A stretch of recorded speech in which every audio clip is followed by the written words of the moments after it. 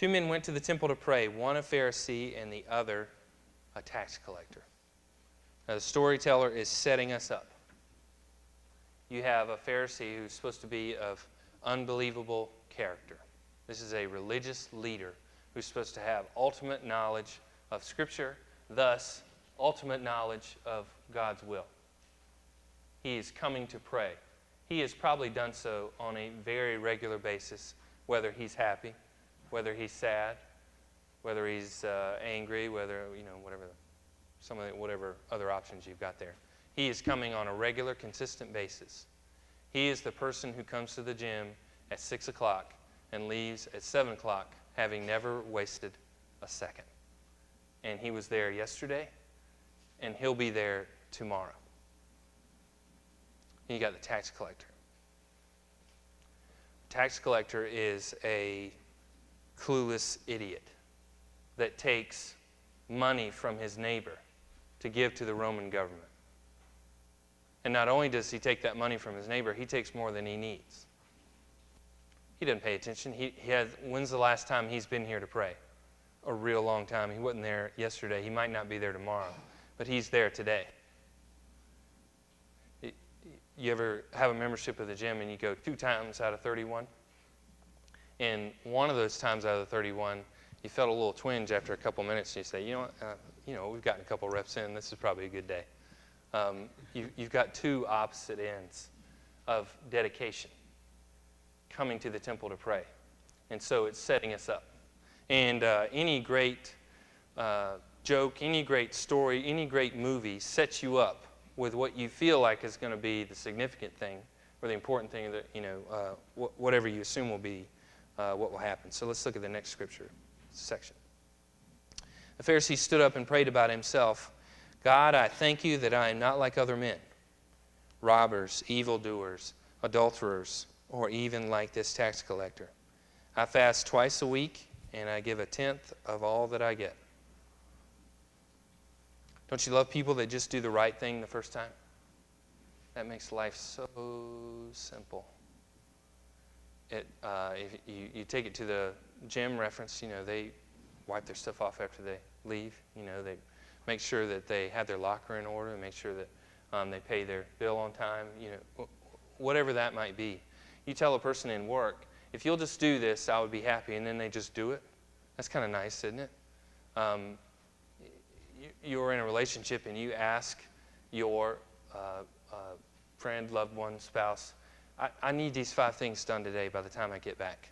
And you get back and those 5 things are done. What if you got back and 6 things were done? Wouldn't that be crazy?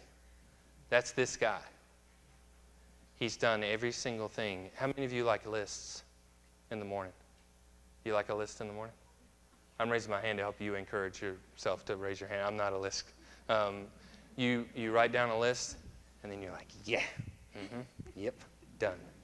And then you can rest. Other people, oh, wait, what was it I had to do today? I have no idea. He has a list, and he gets it done. Number one side effect of people that absolutely do it the right way the first time, every single time, is what?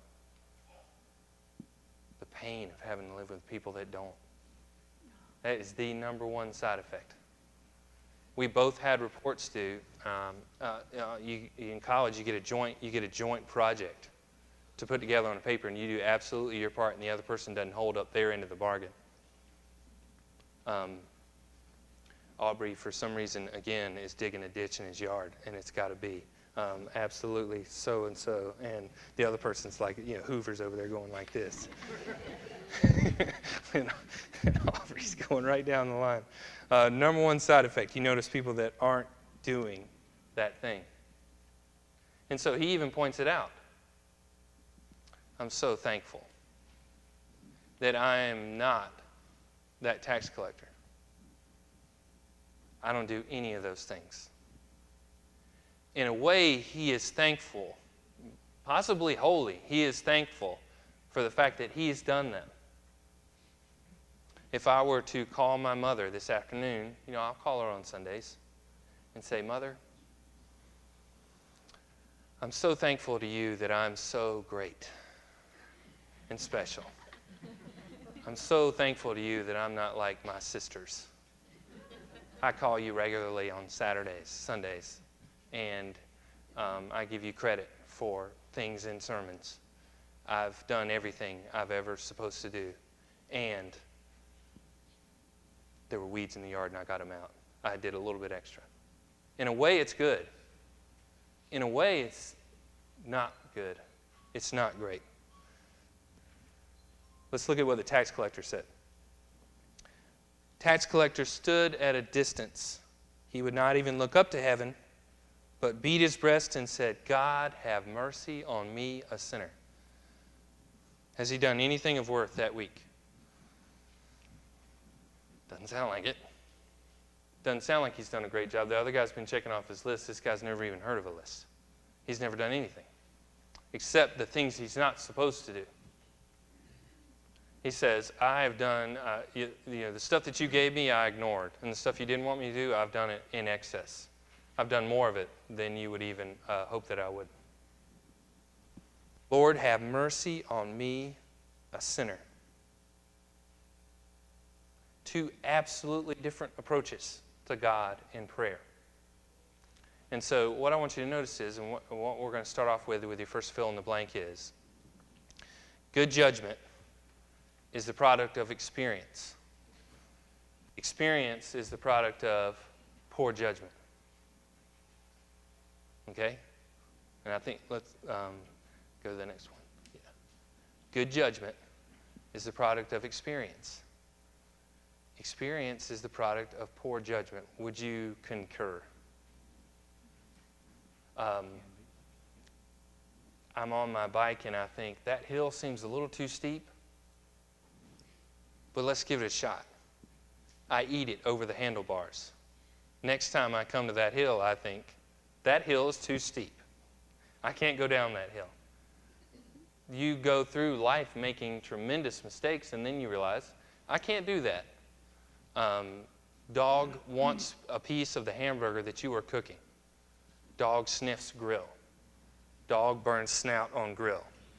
Dog stays away from grill. It's pretty simple. But you have to have made the mistake to learn it.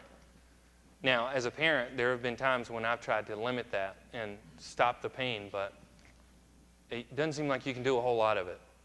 You can simply suggest, here's the path I would take, and then see what happens.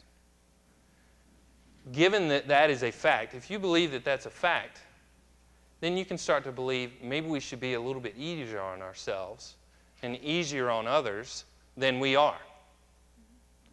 If we know that we've seen these things before and this person hasn't, and doesn't have anything to do with age, maturity goes way up and down according, has nothing to do with age hardly. But you have seen it before and you've made a good decision. They have not. Now, when we make a mistake, when we have poor judgment, normally we withdraw. We don't want to acknowledge that mistake, and we don't want to be around anybody, and we don't want to apologize. So what do? Sink back here. If I put my report card under my mattress, my mom won't know that I got a C in chemistry. You withdraw.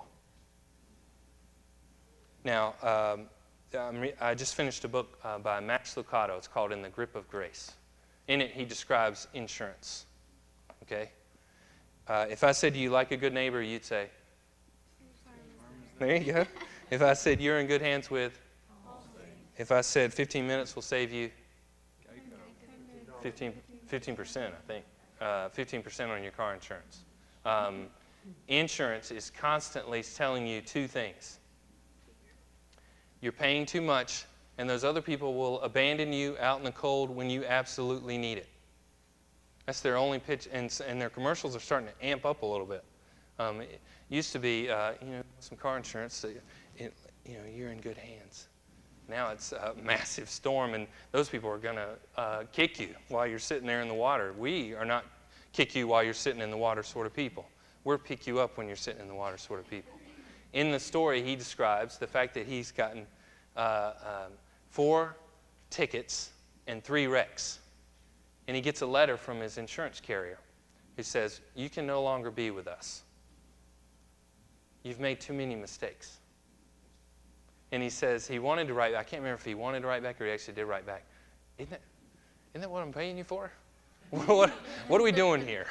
I'm paying you to help me with my mistakes, but you've made too many. Not only are you paying us to do this, but we have a limited resource in which we'll cut you off.